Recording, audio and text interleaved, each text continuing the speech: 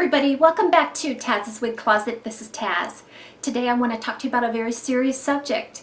Many of you out there have either had this or know of somebody who has, and that is breast cancer. This past week my mother was just diagnosed. Her pathology came back as being positive for it is called invasive ductal carcinoma. And it's where the cancer will begin in the ducts, the milk ducts of the breast, and that the invasive part means that it has spread to the surrounding fatty tissues. Okay. So this all started about a month ago, and I had no idea any of this was going on. My stepdad called me and he said, you know, your mom really should go to the doctor. She's having some problems with her breast. And he told me that she was bleeding from her breast, just a little bit here and there, and that it had been going on for several weeks. And she was just going to let it go, thinking that it might be an infection or something that was going to clear up.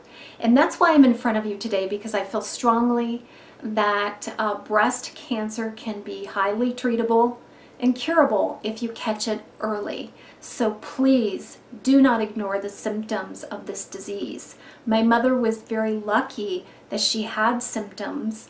A lot of women do not.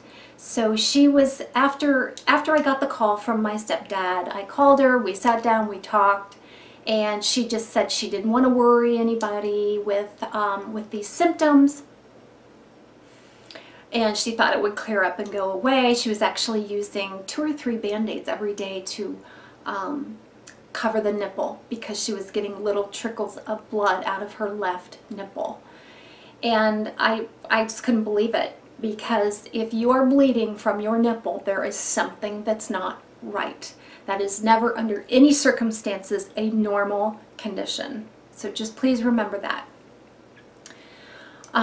So she did make an appointment with the doctor. The doctor told her that he felt like that was probably what it was, a form of breast cancer. And so she set up an appointment to do some, I think she had some kind of scan initially to kind of see how big this mass was.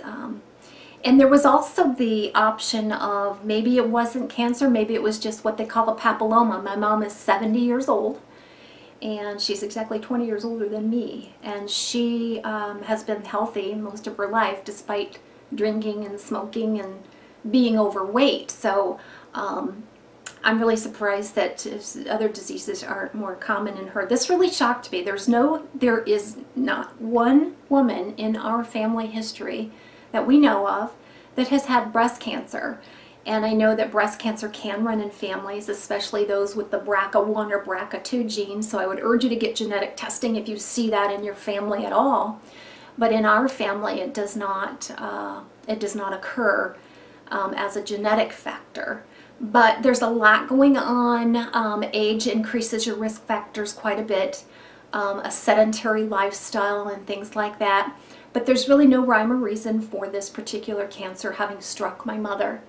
So she, once they decided that they were going to do a surgery to remove the affected ducts, it was probably 3 or 4 weeks after that she actually had her surgery scheduled.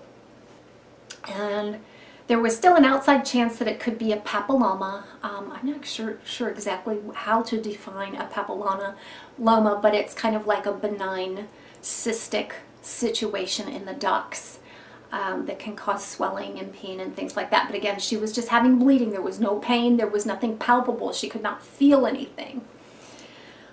So we waited for the pathology to come back, and just last Tuesday her pathology came back again positive for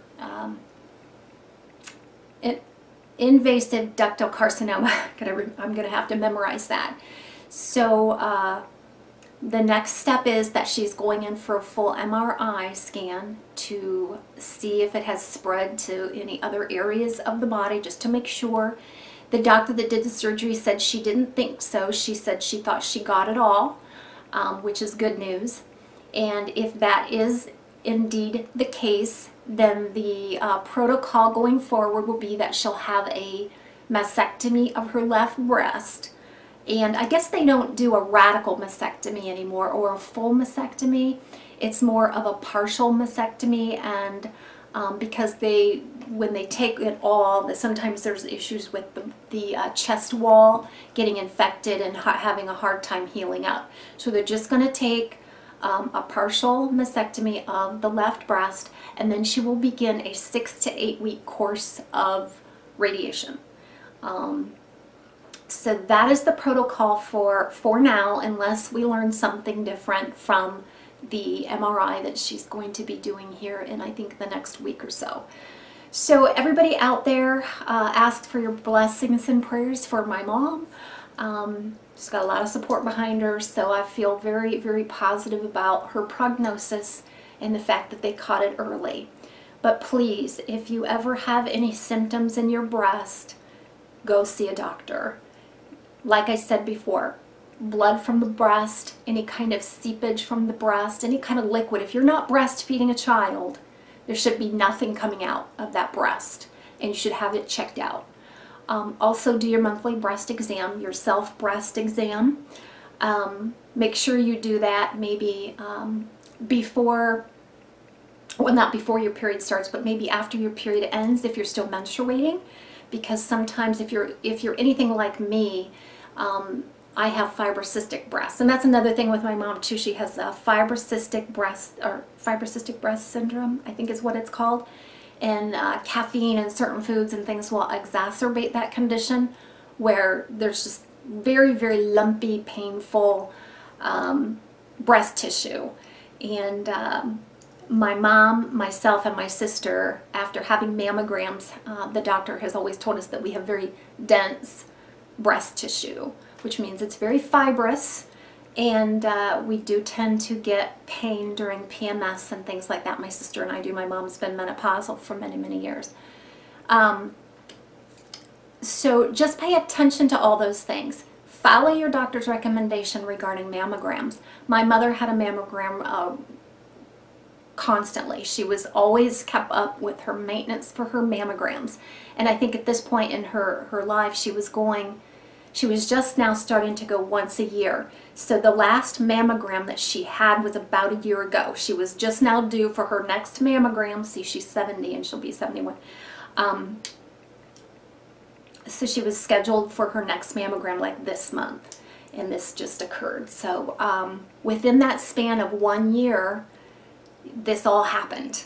So keep up with your mammograms and your self-breast exams. Look at your breasts in the mirror. Are there any differences, anything different that you're noticing, any dimpling of the skin, things like that. I'm not an expert on this. This will be really the most involved that I've been in this. But because I do a lot of wig reviews, I have had the chance of knowing many of you out there that have had breast cancer, perhaps even chemotherapy as a treatment, and other forms of cancer as well, and that has caused hair loss, and then you're going to wigs to help get your life back and keep your spirits high. So I admire that, and my heart goes out to you all that have been touched or will be touched or know of somebody who is touched by breast cancer or any other cancer. So God bless you, and I will come back with another update on my mom as soon as I can. Bye.